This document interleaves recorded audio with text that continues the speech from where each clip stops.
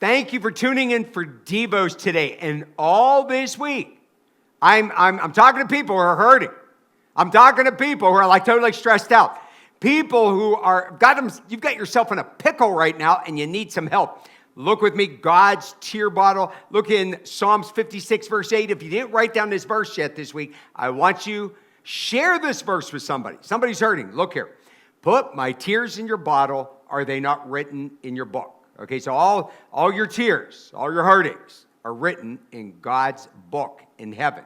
And he has a reason for it and for your struggle. Now look here, Psalms 30, verse 11. Now we've been in Psalms 30 all week long up through today. And David, he thought he had it all, he had all the money and all this power, and he didn't turn to God much. And they got in trouble. And then God got him through it. Now look what he says here. Psalms 30, verse 11, he goes, Lord, you have turned for me my mourning into dancing. Do you need that? Instead of crying all the time, that you be dancing and laughing? You were loosed my sackcloth for me with gladness. They were wear the sackcloth in days of mourning. And he said, oh God, the sackcloth is gone, and now you've given me gladness, and you've given me happiness. And listen, that's the way we want to live. And God does want you to live like that. There's a real old movie. I'm pretty sure it's entitled, I Remember Mama. Okay, there's this Norwegian family, and here they are. They're in San Francisco, and they're just struggling along. I mean, they're barely getting by. Well, the children were always a little nervous, the whole family, that maybe there wouldn't be food on the table, and the whole movie's about the struggle.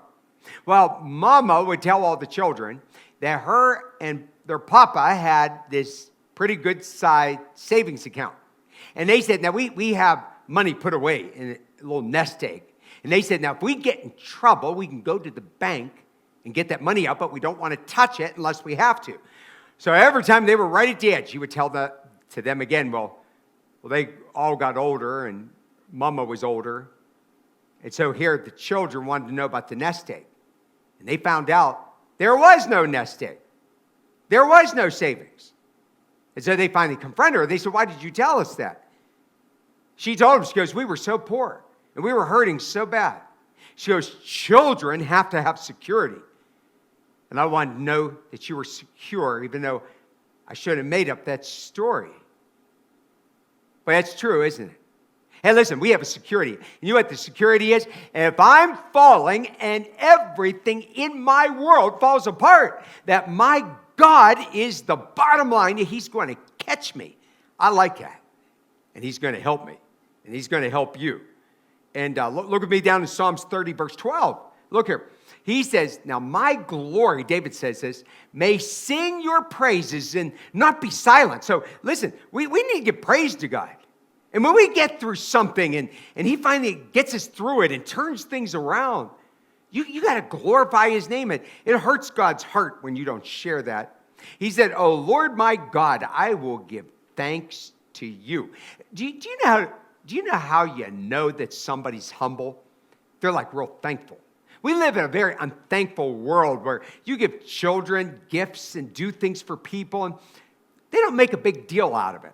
Listen, I want you to start making a big deal. Not only what people do for you, but thank God that you woke up this morning. Thank God that you could walk.